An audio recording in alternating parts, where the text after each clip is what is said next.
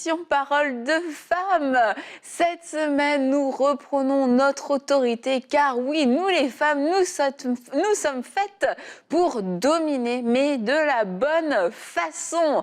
Et hier, on a vu avec vous les filles que oui, on était faites pour dominer, mais qu'il y avait eu de mauvaises dominations, de mauvaises façons de prendre notre autorité aussi en tant que femme, et que c'est ça qu'on doit comprendre, et avec l'aide du Saint-Esprit, que le Saint-Esprit nous aide cette semaine. Et aujourd'hui, nous allons parler de l'autorité sur nos pensées, parce que nous ne sommes pas appelés à accepter tout ce qui nous passe par la tête. Et bien souvent, en fait, beaucoup de combats et beaucoup d'échecs aussi qu'on va vivre dans notre vie ont commencé dans nos pensées, mais on n'a pas saisi cette autorité que nous avions. Et nous, les femmes, nous sommes réputées pour être des êtres extrêmement intelligents, remplis de plein de pensées, d'une multitude de pensées, et quelquefois on en fait même des blagues. On peut tourner ça à la dérision, mais c'est vrai que beaucoup de femmes réfléchissent beaucoup, ont beaucoup de choses qui leur passent par la tête.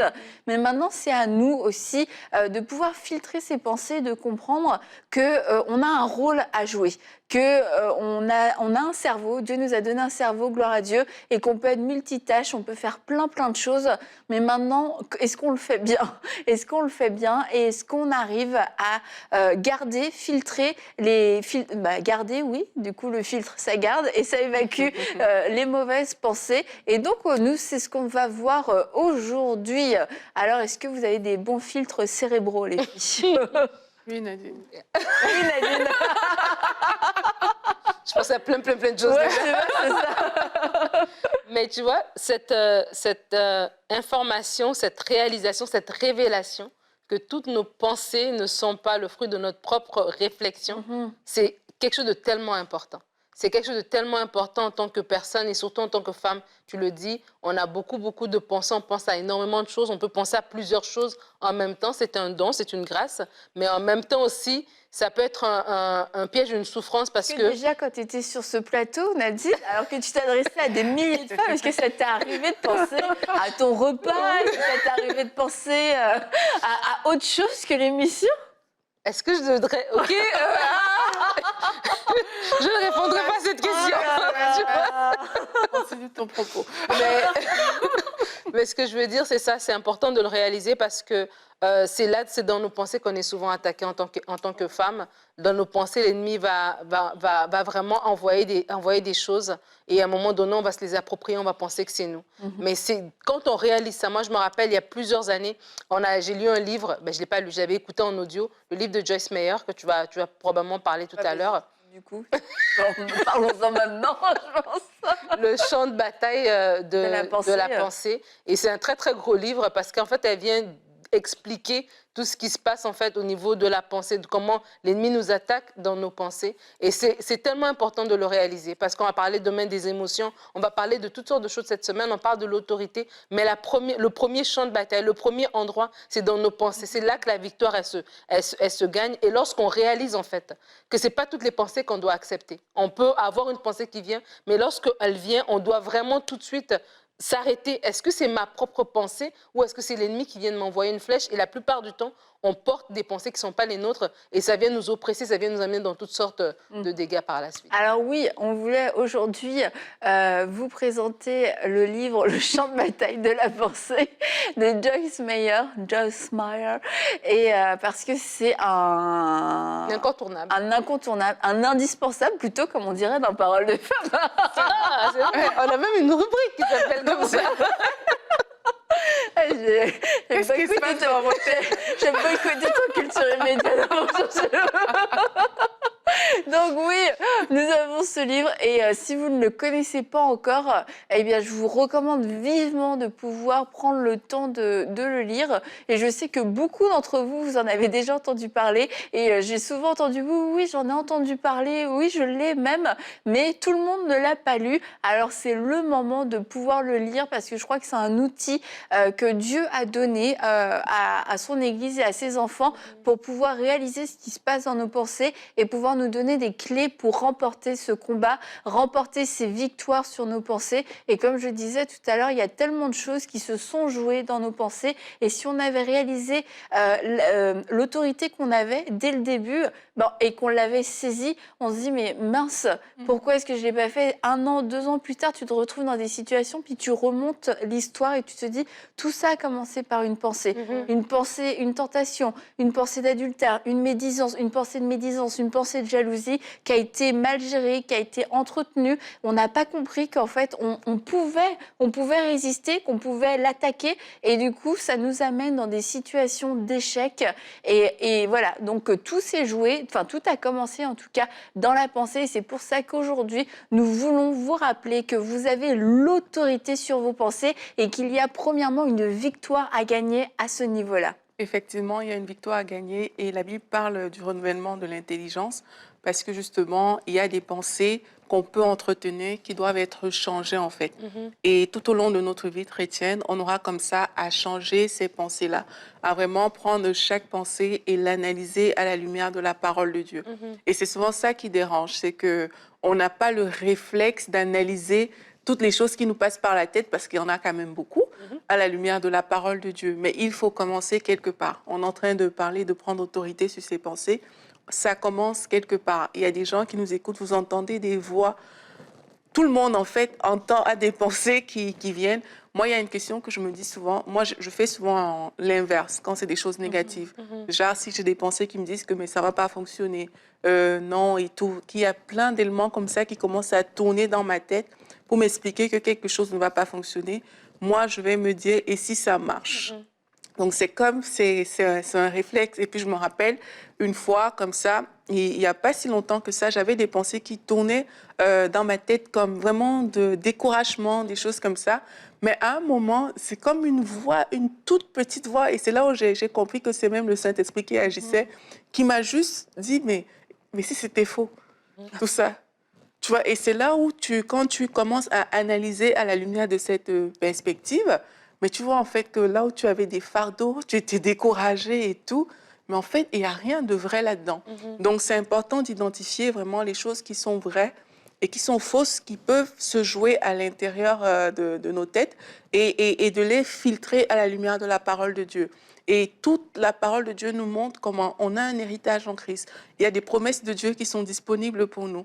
Donc, chaque fois qu'il y a une voix qui vient vous parler pour vous dire « Ah, mais tu ne vas pas réussir, tu ne t'en sortiras pas », quand vous entendez dans votre tête comme ça, tout ce qui est impossible, toutes les impossibilités, mais c'est important d'arrêter ces choses et de prendre autorité en les renversant, en fait, en disant « c'est pas vrai, ça, c'est pas ce qui va arriver, parce que voici ce que la parole de Dieu dit. Ça ne se passera pas comme ça pour moi. » Et c'est un exercice, en fait. Ça peut sembler difficile au début, mais plus tu le fais, plus tu vas voir que ton intelligence va se renouveler. Et ces pensées même d'elles-mêmes, elles vont commencer à partir et tu seras plus fortifié. Et tu parles de prendre ces pensées et de les amener par rapport à ce que la parole de Dieu dit. Et moi, il y a un verset que je méditais justement par rapport aux pensées. Il y a quelques années, quand j'ai justement écouté ce livre de Joyce Meyer, et toute cette réalisation par rapport aux pensées, c'est le verset de Philippiens 4 au verset 8 qui va dire que tout ce qui est bon, que tout ce qui est honorable, digne d'approbation, etc., soit l'objet de vos pensées. Et ce verset vient me confirmer en fait qu'il y a un type de pensée que je dois avoir. Il y a un type de pensée qu'on doit avoir. Et lorsqu'on a ces pensées de découragement, l'ennemi va beaucoup travailler d'abord dans nos pensées, avant de nous attaquer de façon frontale comme ça. Avant que quelqu'un vienne te donner une parole de découragement, tu auras déjà une pensée de découragement. Du coup, quand la personne va venir te donner cette parole va comme venir confirmer ce que toi tu pensais déjà. Tu disais, ah, c'est vrai, tu avais déjà accepté que ça ne marcherait pas. Et là, la personne, elle te dit ça vient confirmer, entre guillemets, ce que tu pensais. Mais lorsque tu penses que ça va bien marcher, et même quand même quelqu'un vient te dire que ça ne marchera pas, tu dis non, je sais que ça va marcher, moi j'ai confiance, etc. Pourquoi? Parce que ce qui est à l'intérieur de toi sont des pensées de victoire. Et vraiment, moi, quand j'ai une pensée Parce que ça arrive à tout le monde, ça nous arrive à nous toutes. Moi, quand ça m'arrive, j'ai une pensée comme ça, de découragement, une pensée que non, ça ne marchera pas, une pensée qu'un malheur va arriver. Eh ben non, qu'est-ce que la parole de Dieu dit? Voici ce que la parole de Dieu dit. J'ai des versets comme ça parce que des fois, on sait nous-mêmes aussi les types de pensées qu'on reçoit. Et alors, il y a des versets comme ça. Si peut-être pour toi, c'est une pensée par rapport à ton identité, par rapport à qui tu es, à ta valeur, parce que c'est un élément dans lequel, un domaine dans lequel tu as été beaucoup attaqué ou oppressé dans ton enfance ou en grandissant.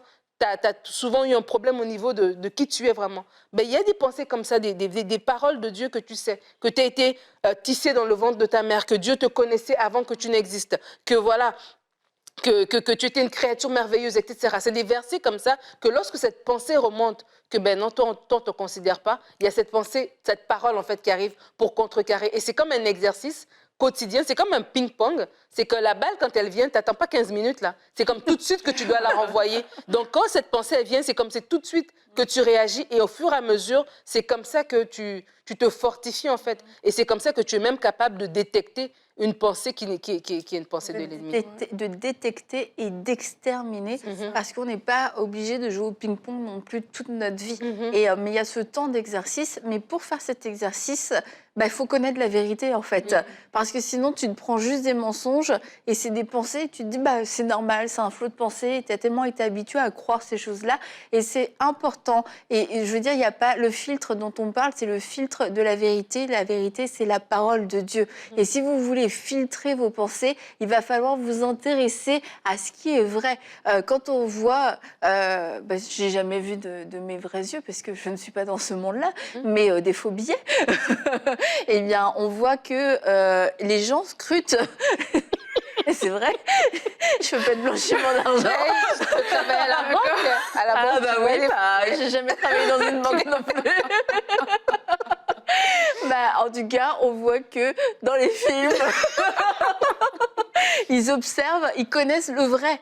Et ils doivent connaître le vrai pour détecter le faux. Et en fait, si on ne connaît pas le vrai, on ne pourra pas savoir c'est quoi le faux. Si on ne s'attache pas au vrai, si on n'aime pas le vrai, si on n'aime pas la vérité, l'aimer, c'est la rechercher, c'est vouloir vivre dans cette vérité, c'est de se dire, j'ai plein de fausses, de mensonges, et je veux m'en débarrasser parce que je veux accueillir la vérité, la pleine vérité de Dieu à mon sujet, sur mon identité, mais aussi sur les autres, sur la manière dont je perçois Dieu, la manière dont je perçois les autres, dont je perçois les situations. Et pour ça, oui, j'ai vraiment besoin de connaître la vérité. Et plus je vais connaître la vérité, et plus je vais voir qu'en fait, mais ça, c'est trop bizarre. Parce que j'ai lu ça dans la Bible, mais d'un autre côté, j'ai cette pensée-là qui me suit, qui me revient, mais je vois, elles sont contradictoires. Ces pensées d'échec, ces pensées d'infériorité. Pourtant, j'ai lu que Dieu était avec moi, qui était pour moi, qui me donnait la victoire sur mes ennemis, qu'avec lui, tout était possible. Mais d'un autre côté, j'ai ces pensées-là, non, tu ne peux pas y arriver. Non, il n'y aura pas assez. Non, tu n'es pas la bonne personne. Mais comment est-ce que je vais pouvoir détecter si je ne connais pas la vérité? Et c'est pour ça qu'on peut chasser le mauvais, on peut chasser le mensonge, on peut essayer, oui, moi j'en ai marre de ces mensonges-là, mais on ne sera pas équipé si on ne s'équipe pas avec la vérité. Il y a vraiment un renouvellement de l'intelligence qui doit se faire par la parole. Et c'est non négociable, en fait. Et c'est notre responsabilité, nous-mêmes, de nous nourrir de la parole de Dieu pour que ce changement soit fait. Maintenant, il y a des personnes aussi qui pensent beaucoup au passé. Donc, c'est que les pensées qu'elles entretiennent, c'est les pensées de leur passé. Avant, c'était très bien. Avant, les choses ne se passaient pas comme ça. Avant. Et ça aussi, c'est la mentalité qu'on a vue au niveau du peuple dans le désert, de avant, et ça a fait qu'ils ont tourné en rond, ils ont commencé à stagner. Donc ça, c'est une façon de dire que les pensées qu'on entretient ont un impact direct, en fait, sur notre façon de vivre et même sur notre avenir. Parce que si eux, ils avaient regardé à Dieu, à la pensée présente, où Dieu était là, il voulait les diriger vers un pays où coule le lait et le miel. Et si c'était juste laissé diriger par Dieu, là, dans le présent, au lieu de considérer toujours les choses passées, mais ils n'auraient pas fait 40 ans au même endroit, en fait. Oui, le désert était prévu pour durer 11 jours. Donc oui, il y a des situations comme désertiques, entre guillemets, où vous allez vous retrouver en train de de penser peut-être à certaines choses, mais vous n'êtes pas fait pour demeurer là-dedans, pour tourner autour de ces choses-là. Et ça, c'est aussi parce que parfois, on regarde trop derrière. On ne regarde pas à la pensée que Dieu veut qu'on ait aujourd'hui, en fait. On regarde, ah oui, ma vie hier, voici ce qui s'est passé hier. C'est bien de faire une évaluation sur ce qui s'est passé hier, mais le but n'est pas que ce soit ça qui tourne à longueur de journée dans tes pensées, comment tu étais avant, quand tu avais 20 ans, quand tu avais 15 ans, tu étais quelqu'un comme ci ou comme ça. Donc ça aussi, c'est des pensées que parfois on doit juste mettre de côté dans notre vie pour pouvoir avancer là, présentement. C'est de choisir, OK, c'était comme ça dans le passé, c'est très bien. Il y a telle chose qui m'est peut-être même arrivée dans le passé, OK, c'est arrivé, on n'a pas souhaité que ça arrive, mais ça relève du passé. Aujourd'hui, il y a des pensées que je dois entretenir, qui sont des pensées nouvelles. Et c'est vers ces pensées qu'on doit aller, en fait, plutôt que de s'accrocher toujours aux pensées du passé. Mais vraiment s'accrocher à ce que Dieu a pour nous aujourd'hui, et y compris dans nos pensées. Et aussi, quand on lit la parole de Dieu, on va voir ces choses-là. Moi, c'est vraiment en lisant l'histoire du peuple à la lumière aussi de certains enseignements que j'ai réalisé qu'en fait, tout ce que tu entretiens dans ta tête vraiment détermine ton présent ou ton futur. Si tu es toujours dans les choses du passé, tu vas voir que tu n'iras pas bien loin. Mais pour peu que tu commences à élever tes pensées au niveau des pensées de Dieu, mais tu seras comme Abraham qui regarde les étoiles quand Dieu lui dit « Mais regarde, voici la postérité que je vais te donner. » Mais plus tu vas rester dans les pensées du passé, ça fait la 50e fois que je le dis. Et quand tu te mets dans le blanchiment d'argent, ça va rouler.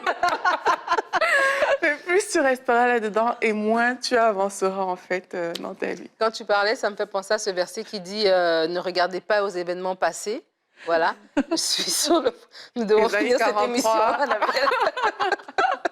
Ouais, c'est ça. Voilà, c'est une nouvelle chose qui est sur le point d'arriver. Ne vous la reconnaîtrez-vous pas? Parce que c'est exactement ça. Lorsqu'on parle de contrôle, de prendre contrôle de ses pensées, c'est aussi des pensées qui nous ramènent toujours en arrière. Peut-être en arrière par rapport à un meilleur temps, peut-être, un bon moment. Ça peut être aussi des choses négatives, mais ça peut même aussi être des choses positives. Mais le fait de tout le temps regarder en arrière, c'est comme si la Bible est en train de nous dire qu'on ne peut même pas reconnaître des nouvelles choses qui sont maintenant, en ce moment, que Dieu veut faire dans nos vies. Donc vraiment, c'est aussi important de le réaliser. Et moi, quand tu parlais de ça, moi, le point que je voulais apporter, c'est le point des calomnies. Quand on parle de prendre contrôle de nos pensées, c'est aussi de comprendre que même dans nos pensées, on peut être volé.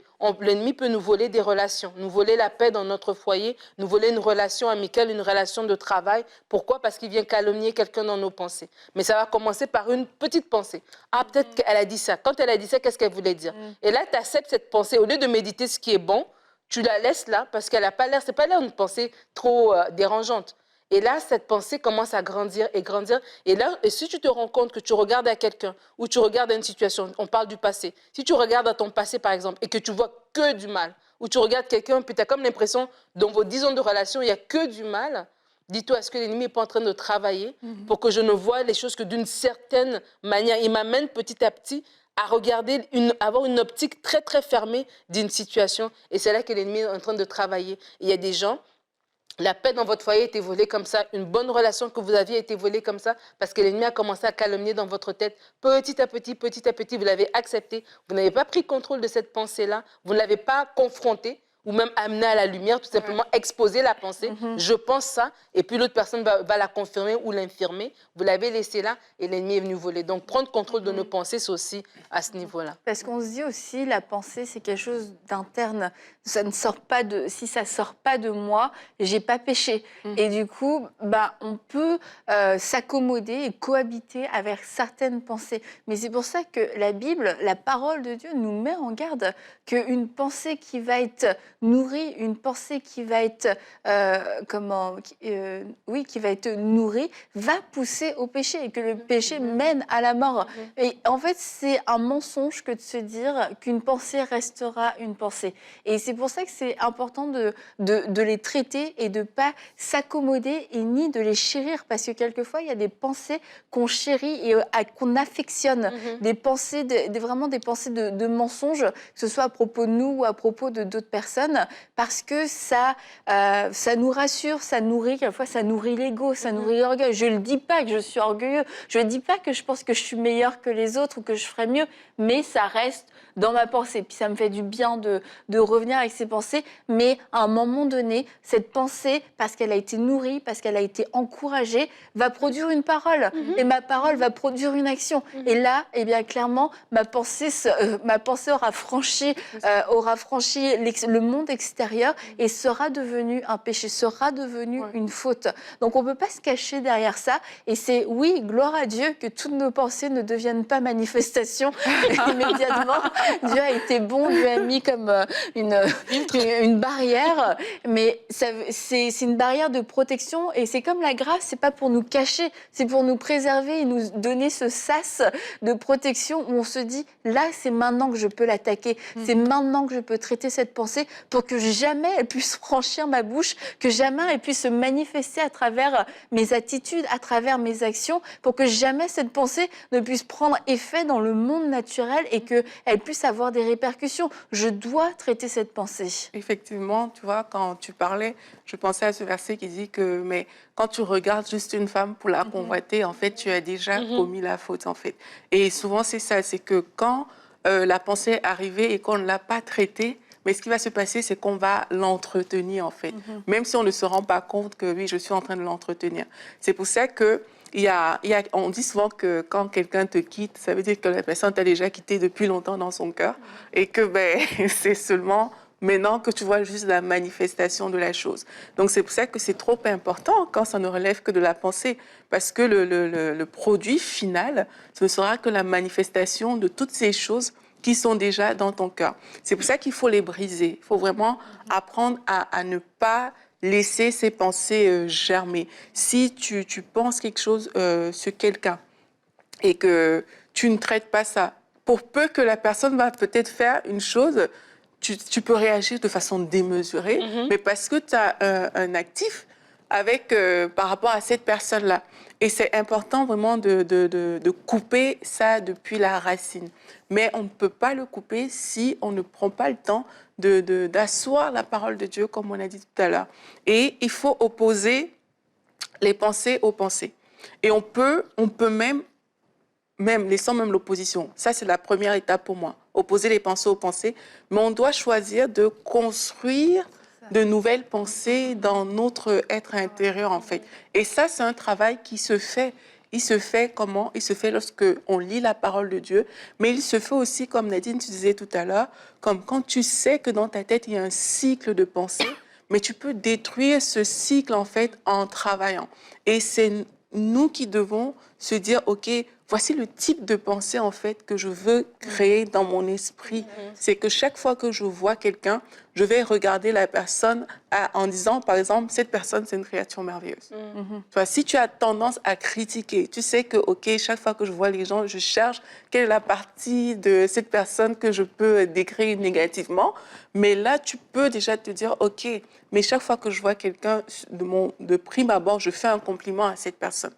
Là, ça va te forcer, toi, à penser, à voir ce qui est bien, en fait, à trouver ce qui est bien sur la personne, tu vois. Mais si tu ne fais jamais ça, et ça semble bête comme ça, mais c'est des choses qui arrivent partout. Tu vas voir que, je ne sais pas, tu regardes, par exemple, ton responsable au travail, peut-être vraiment comme quelqu'un qui te saoule. Donc, tout ce que la personne va dire, c'est ça, en fait, parce que tu entretiens cette pensée que non, cette personne, elle est saoulante. C'est ça qui va régir votre conversation. Tu vas sourire, oui, tu ne peux pas dire quelque chose de négatif, mais dans ton cœur, la Bible dit que tu as déjà commis la faute, en fait. C'est pour ça qu'il faut couper et décider que, OK, chaque fois que je vais voir ma responsable, mais voici à quoi je vais penser. Ça va te pousser à soit à prier pour elle si elle est vraiment saoulante, soit à chercher, soit à voir quelque chose de positif et de commencer à méditer sur cette chose plutôt que sur le mauvais. Je ne suis pas la responsable de Rémi. Je de préciser. Hein. Ah non, mes responsables ne sont pas saoulants du tout, moi. J'ai un verset que je voulais partager, ça rejoint vraiment ce que tu es en train de dire. Je pense que Dieu veut parler à quelqu'un.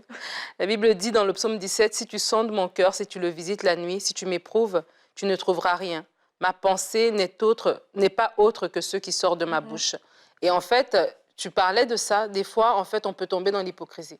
Parce que notre pensée et ce qui sort de notre bouche, c'est deux choses complètement différentes. Parce qu'on sait qu'on ne peut pas, justement, au lieu de travailler ces pensées-là, on pense carrément autre chose. Mais vraiment, on peut arriver On à va un point... juste travailler notre langage. On va juste travailler notre langage et on pense autre chose complètement. Mais on peut arriver au point, comme le psalmiste peut dire ici, si tu m'éprouves, ma pensée n'est pas autre chose que ce qui sort de ma bouche. Et c'est important, en fait, de faire cet exercice-là. Parce que Dieu, il voit toutes choses.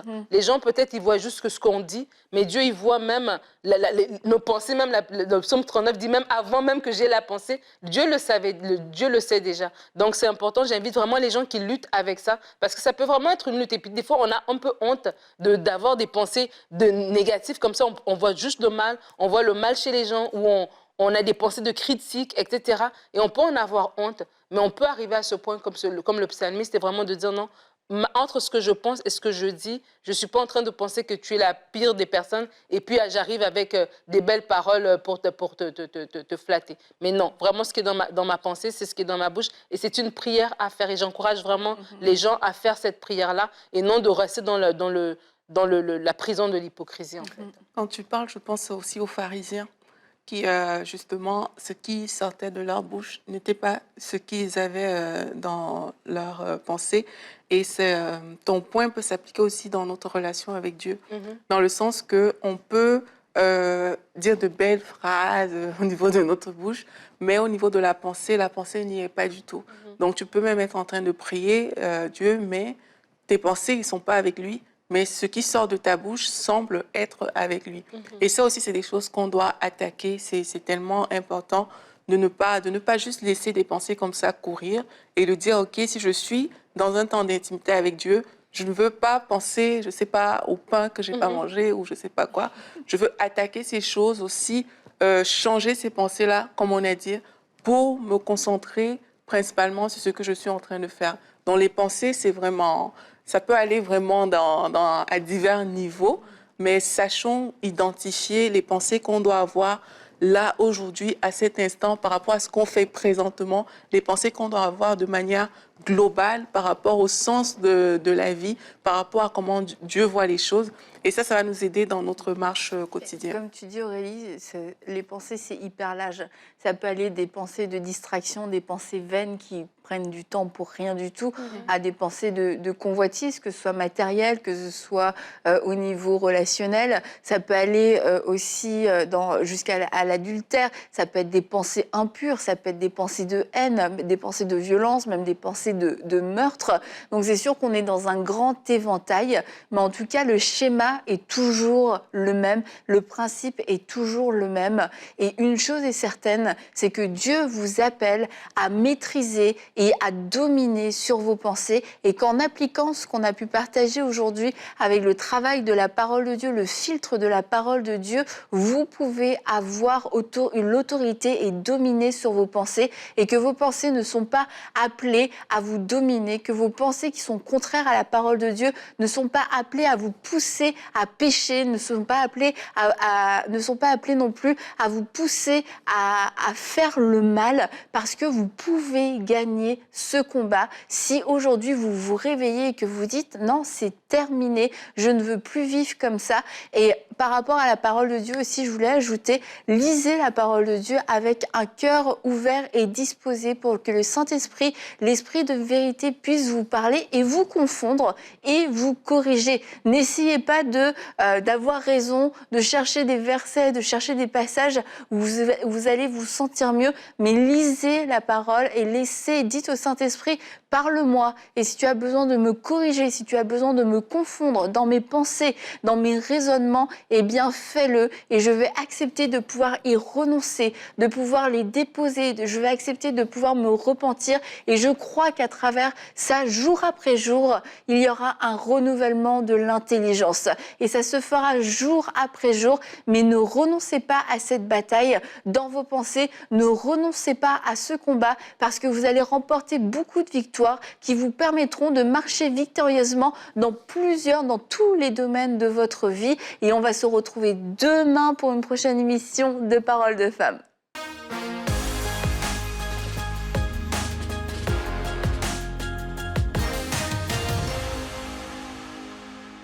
C'est en France métropolitaine que Johanna s'est retrouvée enfant esclave et a été asservie pendant des années par sa propre sœur. Elle a subi des coups, des humiliations et des privations au quotidien.